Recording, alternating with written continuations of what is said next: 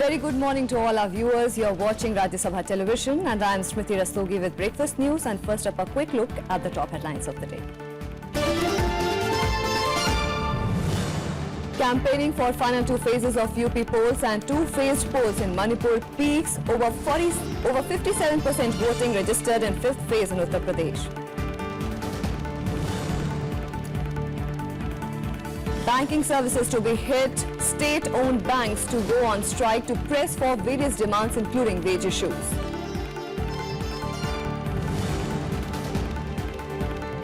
Centre says dissent acceptable, not disintegration over Ramjas college clashes. Congress says it stands with students in fight against fear.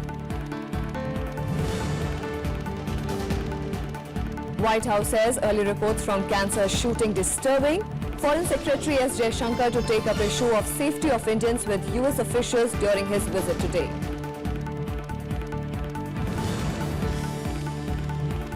And India shine at shooting World Cup event in New Delhi. Jeetu Rai and Hina Sidhu win gold in 10-meter mixed air pistol event. Ankur Mittal wins silver in double trap.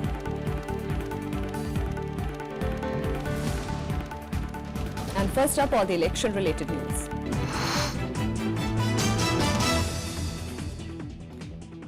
The fifth phase of polls in Uttar Pradesh saw a voter turnout of 57.3% till 5 p.m. on Monday. The percentage is expected to touch 60. Voting was held for 51 seats across 11 districts, including 5 bordering Nepal. As many as 1.84 crore voters, including 96 lakh women, will decide the fate of 607 candidates in the fray. Amid heavy security arrangements, over 1.84 crore voters exercised their franchise to decide the fate of candidates on Monday. The fifth round of polling was held across 11 districts in Uttar Pradesh, including 5 bordering Nepal. Polling was slow in the first few hours but picked up pace gradually. At 5 p.m., we were clocking 57.36% and counting, which we feel might go up to 57.36%, might go up to 60. Seats in the Gandhi family stronghold Amethi and the temple town of Ayodhya are in contention. Other districts include Balrampur, Gonda, Faizabad, Ambedkar Nagar, Bahraich, Shravasti, Siddharth Nagar, Basti, Sant Kabir Nagar and Sultanpur. Babri मस्जिद और मंदिर लेके लोग खाली बवाल करते हैं, इसलिए हम लोग नहीं चाहते कि ऐसा कुछ हो। यहाँ हमेशा शांति रहती है, लेकिन बाहरी लोग आके बवाल मचाते हैं इलेक्शन जीतने के लिए। मैं तो यही चाहता हूँ, सबसे पहले हम लोग का हित हो, सब परिवार, पूरे परिवार ऐसे खुशहाल रह सके जिसमें किसी को बेरोजगारी या घर में परेशानी, घर में किसी चीज की प्रॉब्लम ना हो। किसी प्रकार का तो विकास हुआ ही नहीं है अमेठी में, और मेरे ख्याल से कि राजीव गांधी के समय में जो हुआ था वही हुआ है, उसके बाद तो कुछ नहीं दिखता है। यहाँ तो न शिक्षा के बारे में दिख रहा है, न स्वास्थ्य के बारे में दिख रहा है, हमको किसी भी प्रकार से नहीं दिख रहा है। तो इसलिए तो विकास तो हर तरह से करना है अमेठी का। Prominent candidates in this phase include controversial Minister Gayatri Prasad Prajapati from Samajwadi Party, who's facing Amita Singh of the Congress and Garima Singh of the BJP in Amethi. 5 साल में मैंने जो है जनता की सेवा की है और जनता पर विश्वास और भरोसा है, और निश्चित तौर से जनता जो है जिस तरीके से आंधी चल पड़ी सभी बूथों पर, एक गरीब किसान मजदूर नौजवानों सबकी दुआएं आशीर्वाद है, और सब लोगों का एक सपना है कि उत्तर प्रदेश के मुख्यमंत्री अखिलेश यादव बनने जा रहे हैं और समाजवादी पार्टी की सरकार बन रही है। मैं तो लड़ाई देख ही नहीं रही हूँ, मैं ये देख रही हूँ कि विचारधाराओं की लड़ाई है, और अमेठी की जागरूक जनता जो देश को प्रधानमंत्री देना जानती है, वो निश्चित रूप से एक योग्य काबिल नेतृत्व चुनने जा रही है और मेरी जीत होगी। क्षेत्र में स्वयं घूम के देख लीजिए कि क्षेत्र में क्या विकास उन्होंने कराया है। अगर विकास होता तो जनता आज इतनी परेशान, इतनी दुखी, इतनी क्यों तकलीफ में रहती। तो क्षेत्र में कोई विकास नहीं हुआ है, कोई काम नहीं हुआ है। The Election Commission postponed polls in Alapur after the death of SP candidate Chandrasekhar Kannoji. Elections will be held in Alapur on March 9th. In 2012, the ruling Samajwadi Party won 37 seats out of the 52 seats in the region. The BJP and the Congress won 5 seats each. BSP won 3 and Peace Party won 2 seats. After a high voltage campaign, it was a good turnout on voting day in 5th phase of UP elections. Most of the seats are facing triangular fight among BSP, BJP and Samajwadi Party, but Samajwadi Party has highest stake in this phase. With Panchanan Mishra from Bahraich, this is Shyam Sundar with cameraman Anirban, Rajya Sabha TV, Faizabad. And campaigning for the remaining 2 phases of elections in Uttar Pradesh and the 2 phased in Manipur has picked up momentum. Phase 6 and 7 in Uttar Pradesh and the 2 phases of Manipur elections are slated for 4th and 8th of March respectively. Today, Congress President Rahul Gandhi will hold a rally in Imphal. BJP President Amit Shah will also address public meetings in Manipur. 38 assembly constituencies will vote in the first phase of Manipur on 4th of March. 22 seats will vote in the second phase on 8th March. The state has a 60-seat assembly. Uttar Pradesh Chief Minister Akhilesh Yadav will be holding a marathon 7 rallies in Azamgarh that goes to vote in the 6th phase along with 48 other constituencies. 40 assembly constituencies vote in the 7th and final phase of the state polls. Counting takes place on 11th of March. And leading the BJP campaign, Prime Minister Narendra Modi addressed a rally in Mau on Monday. Calling the Samajwadi Party and Congress alliance a sinking ship, he said that BJP's alliance partners in the elections will be made part of the government if it comes to power. UP Chief Minister Akhilesh Yadav and Congress Vice President Rahul Gandhi addressed separate rallies in Deoria and Gorakhpur.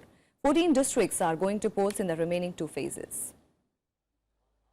Prime Minister Narendra Modi on Monday addressed an election rally in Mau, which goes to polls in the 6th phase of polls on March 4th. Wooing the farming community, he said that it was a dream of his government to double the farmers' income by 2022. 14 दिन में गन्ना किसानों का बकाया भुगतान पूरा कर दिया जाएगा। आगे से नियम बनाया जाएगा कि गन्ना किसानों को 14 दिन से ज्यादा बकाया बाकी नहीं रहना चाहिए, इसकी व्यवस्था कर दी जाएगी। भाइयों, सरकार ऐसे चलती है। हमारा सपना है 2022 तक हम हमारे किसान की जो आमदनी है, उसकी जो कमाई है, वो डबल करना चाहते हैं, दोगुनी करना चाहते हैं। Congress Vice President Rahul Gandhi targeted the Prime Minister in his rally, asking why he could not waive off loans of farmers. Gandhi addressed multiple rallies across the districts of Deoria, Maharajganj and Gorakhpur.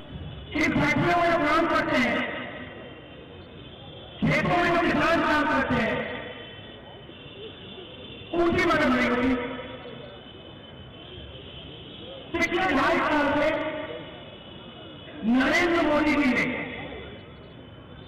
50 सबसे अमीर परिवारों को 1,40,000 करोड़ रुपए माफ किया।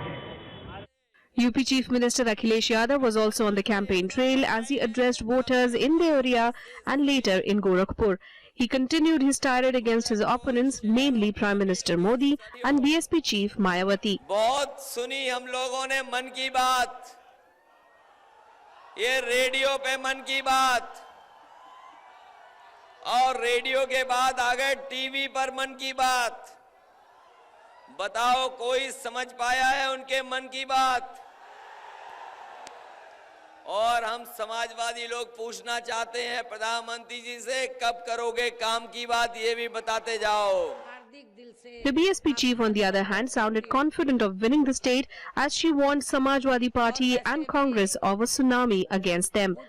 विरोधी पार्टियों द्वारा मैनेज किए गए मीडिया व ओपिनियन पोल एवं सर्वे आदि में भी जबरदस्ती की अपने अपने पक्ष में हवा बनाने वाली इनकी खबरों से भी ये लोग गुमराह नहीं होते हैं, तो तब फिर इस चुनाव में बीएसपी को अकेले ही अपनी पूर्ण बहुमत की सरकार बनाने से फिर यहाँ कोई भी ताकत रोक नहीं पाएगी। 2 more phases are left in the 7-phase polls in UP. These will be held on March 4th and 8th with counting on March 11th. Bureau Report, Rajya Sabha TV. And on to some more election news. The Congress has petitioned the Election Commission to register an FIR against the Prime Minister and other BJP leaders for holding an election rally in Haridwar allegedly without permission from the poll body. A delegation of Congress leaders led by Ambika Soni and Uttarakhand Chief Minister Harish Rawat met the poll body demanding investigation into the use of crores of rupees for the elections for the state assembly. The delegation also urged the Commission to ensure that no postal votes cast after the designated time of 5 p.m. in Uttarakhand Assembly polls on February 15th be counted.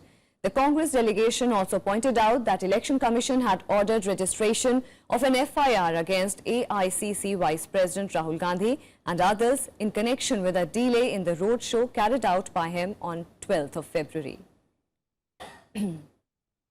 ये 10 तारीख की rally जो आम सभा हुई हरिद्वार में, उसके लिए कोई इजाजत नहीं थी। प्रधानमंत्री जी की जो प्रधानमंत्री जी की रैली थी, तो हम चाहते हैं कि उनको भी नोटिस दर्ज किया जाए उनका और FIR दर्ज की जाए, क्योंकि चुनावी मैदान में हम सब एक हैं।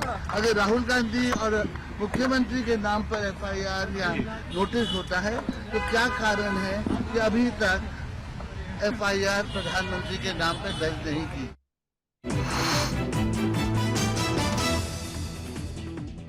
And with that, we'll slip into a very short break. On the other side, more news and updates. Stay tuned.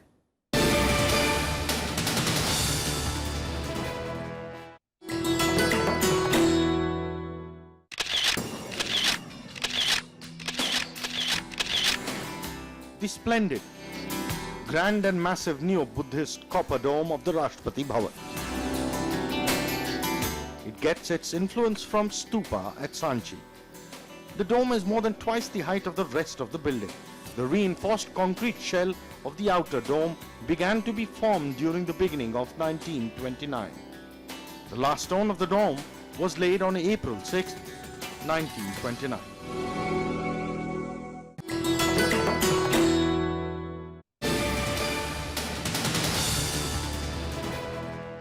Welcome back. A political controversy has broken out over Kargil Bhatia's daughter Gurmeher Kaur's Facebook post. The Delhi University student alleged that she received rape threats. After lodging a complaint with the Delhi Commission for Women, she has been provided security. Gurmeher had criticized the actions of ABVP activists on the social media after a clash on the Ramjas College campus during a protest march. Her campaign went viral and attracted a barrage of support and hate messages. In a Twitter message, Minister of State for Home Affairs Kiran Rijiju asked, and I quote, "Who is polluting this young girl's mind?" Unquote. Union Minister Venkaiah Naidu also said that freedom of expression does not mean liberty to advocate disintegration of the country. Meanwhile, Congress Vice President Rahul Gandhi tweeted, "The party stands with students against what he terms is the tyranny of fear." Gurmeher is the daughter of Kargil Bhatia Captain Amandeep Singh. The Congress called the threats to her shameful and has demanded action.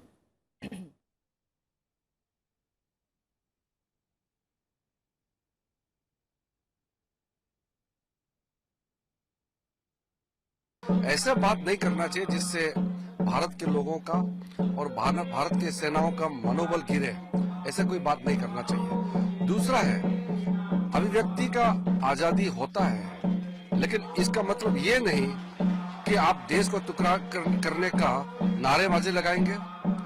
अब अफजल गुरु को support करेंगे, आतंकवादियों को support करेंगे। There are certain suitable, reasonable restrictions also placed. You cannot hurt other sentiments. You cannot hurt others' religious feelings. You cannot question the national unity and integrity. You cannot advocate separatism. Dissent, having a different opinion, apart from the majority opinion, is agreeable. Dissent is agreeable, but not disintegration. Nobody can advocate disintegration. What is Ajadi? I really want to make the people out there, very famous people, calling me, questioning my nationalism and calling me an anti-nationalist. They don't understand patriotism. This is not about politics. This is not about political parties. It is about students, our campuses being safe from violent threats. Okay, and it doesn't matter what organization it comes from. Campuses are supposed to be safe from any kind of threat. Second, it's that nobody, no matter who you are, no matter what association, organization you belong to, cannot cannot threaten women with rape. That cannot happen. उन्होंने हमें screenshots भी दिए हैं जिसमें साफ दिख रहा है कि किस तरीके से कुछ लड़के उनके पीछे पड़ गए हैं और बार बार उनको रेप की थ्रेट्स दिए जा रहे हैं। ये बहुत ही ज्यादा शर्मनाक है और दिल्ली महिला आयोग ने इसके ऊपर तुरंत कॉग्निजेंस लिया है। हम लोग एक लेटर लिख रहे हैं, पत्र लिख रहे हैं पुलिस कमिश्नर को और हम चाहते हैं कि ये जितने भी लड़के हैं इनके खिलाफ तुरंत FIR दर्ज की जाए, इनको तुरंत अरेस्ट करा जाए। Meanwhile, operations at public sector banks will be hit today as most unions have threatened to go on strike. Most of the banks, including SBI, PNB and Bank of Baroda, have already informed their customers that functioning of branches and offices will be impacted. The banks are going on a strike under United Forum of Bank Unions, which is a body of 9 unions. They are going on a strike to press for various demands, including accountability of top executives in view of mounting bad loans in the banking sector. Unions have also opposed the proposed labour reforms of the government and outsourcing of permanent jobs in the banking sector. Employees have also demanded adequate recruitment in all cadres, stringent measures to recover bad loans and to take criminal action against willful defaulters. The functioning of private lenders are expected to be normal except delay in check clearances. We have given many communications to the government for the last 1.5 years, and we are protesting against these banking reforms. We are protesting against this labor law for the last 1 year. But we think whenever the demonetization process was going on, all our officers, all our employees, we have given our full effort for the successful implementation of this demonetization. The Railways on Monday unveiled a new catering policy separating its cooking and on-board food distribution sections. Flooded with complaints on food quality, the Railways replaced the existing policy, giving back on-board catering responsibility to IRCTC for majority of trains, including all the new ones. Releasing the policy, Railways Minister Suresh Prabhu said that now onwards, meals for all mobile units will be picked up from the nominated kitchens, owned, operated and managed by IRCTC. Zonal Railways will manage static units except base kitchens and kitchen units. Allotment of minor catering units at all category of stations will be done through open tender. There is a 33% sub-quota for women in allotment of each category of minor catering units. Besides this, Railways Minister has launched the parcel service in Mumbai-Howrah Mail, which aims to attract more parcel with increased e-commerce activities. हम लोगों ने काफी wider level पे consultation किया है और अभी ये पॉलिसी लॉन्च की जा रही है। मुझे विश्वास है इससे भी एक बहुत बड़ा लाभ आगे आने वाले दिनों में लोगों को खान पान की जो भी शिकायत होगी उसमें बड़ी मात्रा में लोगों को सुधार दिखाई देगा और साथ ही में जो डिलीवर करेंगे वो लोग पूरी तरह से प्रोफेशनल हॉस्पिटैलिटी इंडस्ट्री के लोग रहेंगे। The Tamil Nadu Chief Minister E. Palaniswamy called on Prime Minister Narendra Modi yesterday in New Delhi and presented a 41-page memorandum on a range of issues of concern to the state. Release of funds for disaster relief for drought and cyclone, setting up of the Kaveri Management Board, stopping Karnataka from building a dam across the Kaveri River were some of the major demands made by Palaniswamy. In the memorandum listing out 23 crucial issues for the state, he also demanded allocation of 2,000 megawatt power to be generated by the 3rd and 4th atomic power units being set up in Kudankulam in the state. He also urged Prime Minister to exempt Tamil Nadu from National Eligibility Cum Entrance Test or NEET. This is first official visit of Palaniswamy after he replaced O. Paneerselvam as the Chief Minister. தமிழக மாணவர்கள் நலன் கருதி NEET தேர்விலிருந்து விலக்களிக்க தமிழக சட்டமன்றத்தில் சமீபத்தில் நிறைவேற்றப்பட்ட தேசிய தகுதி மற்றும் நுழைவுத் தேர்வுக்கான நீட் சட்ட முன்வடிவிற்கு மத்திய அரசின் ஒத்துழைப்பை தரவும் தஞ்சாவூரில் எய்ம்ஸ் மருத்துவமனை விரைவில் நிறுவவும் கேட்டுக்கொண்டுள்ளேன். Meanwhile, the Madras High Court has called for video footage from the Tamil Nadu Assembly's floor test, which was held on February 18th. The court has issued notice to Tamil Nadu Assembly Speaker, Chief Minister E.K. Palaniswamy and others to produce the video recording on the day of the confidence vote, which was adopted amid unruly scenes. The bench has asked them to file a counter affidavit by March 10th. The court's directions came after a PIL by the opposition DMK sought to declare the confidence vote electing Palaniswamy as Chief Minister null and void. The trust vote was won by Palaniswamy by a 122-11 margin in 234-member assembly after the eviction of DMK MLAs and a walkout by its allies. And senior diplomat Gopal Bagle has been appointed as the spokesperson of the External Affairs Ministry. He succeeds Vikas Swarup, who has been made India's new High Commissioner to Canada. A 1992 batch officer of Indian Foreign Service, Bagle was handling the sensitive PAI, that is Pakistan, Afghanistan and Iran division in the ministry till now. Deepak Mittal is the new in charge of the PAI division. Following his appointment, Bagle tweeted, "Delighted to take over as official spokesperson. Hope to have your cooperation in continuing the high tradition set by my predecessors." While handing over the charge, Vikas Swarup tweeted, "Today I bid farewell as the official spokesperson, an extraordinary privilege and honor. I wish my successor, Gopal Bagle, all the best for this new assignment. He will take MEA communications to the next level, online and offline."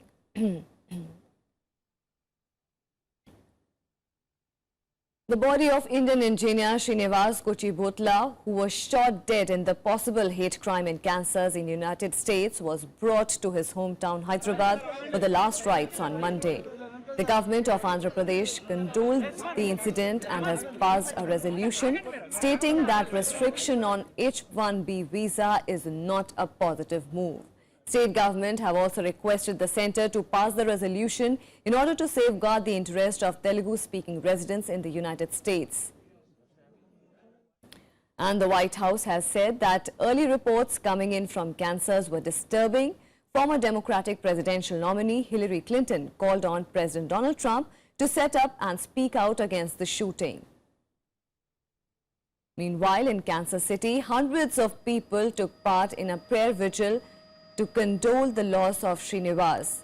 Alok Madasani, another Indian who was wounded in the shooting, also attended the prayer meet. The President continues to condemn these and any other form of anti-Semitic and hateful acts in the strongest terms. From our country's founding, we've been dedicated to protecting the freedom of our citizens' rights to worship. No one in America should feel afraid to follow the religion of their choosing freely and openly. The President is dedicated to preserving this originating principle of our nation.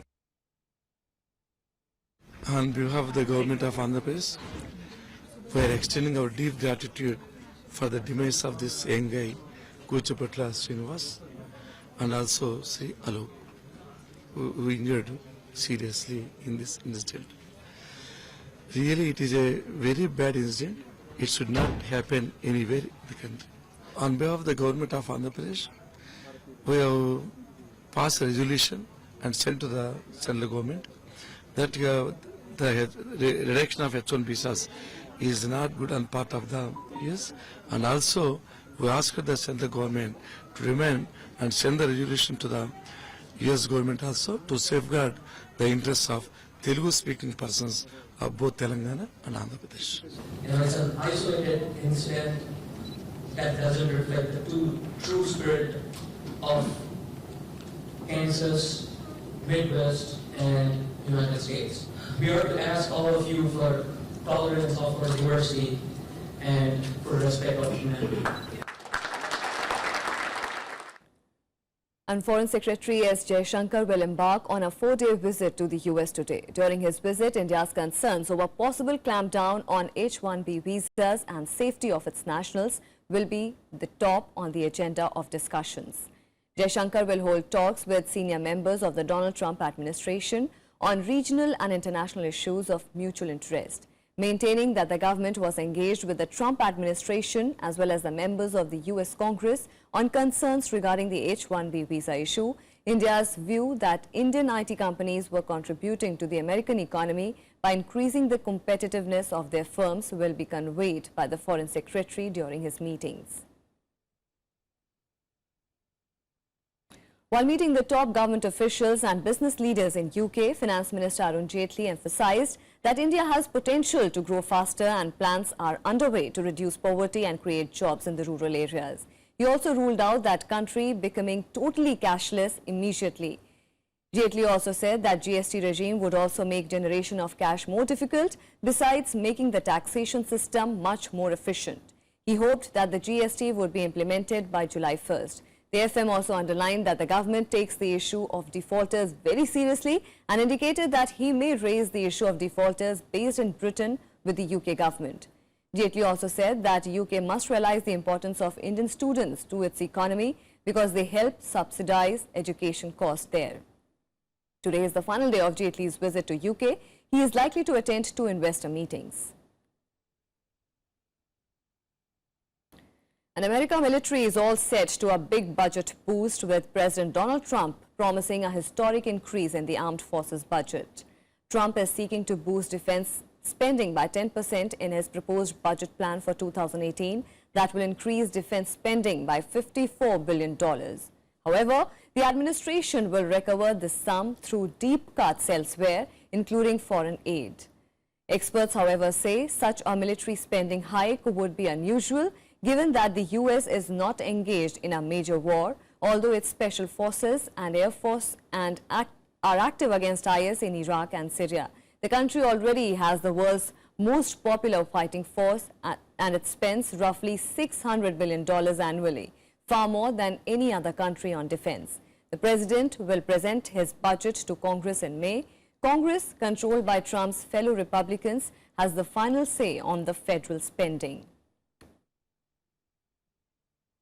One of the most important responsibilities for the federal government is the budget of the United States. My first budget will be submitted to the Congress next month. This budget will be a public safety and national security budget, very much based on those two, with plenty of other things, but very strong. And it will include a historic increase in defense spending to rebuild the depleted military of the United States of America at a time we most need it. And on to some sports news now. India has bagged 2 medals, a gold and silver, at the Shooting World Cup in New Delhi on Monday. In the 10-meter mixed team air pistol event, duo of Jeetu Rai and Hina Sidhu clinched the gold for India, making it the first gold for the country in this event. Jeetu teamed up with Hina to finish ahead of Japan's Yukari Konishi and Tomoyuki Matsuda 5-3. In men's double trap event, Ankur Mittal brought the second medal of the day, winning the silver medal. 24-year-old Mittal finished second on the podium after he tallied 74, one behind gold medal winner James Willett of Australia. Earlier, at this ongoing World Cup, Pooja Ghatkar has won bronze medal for India in the 10-meter air rifle event. Meanwhile, Sports Minister Vijay Goyal congratulated the team for their wins.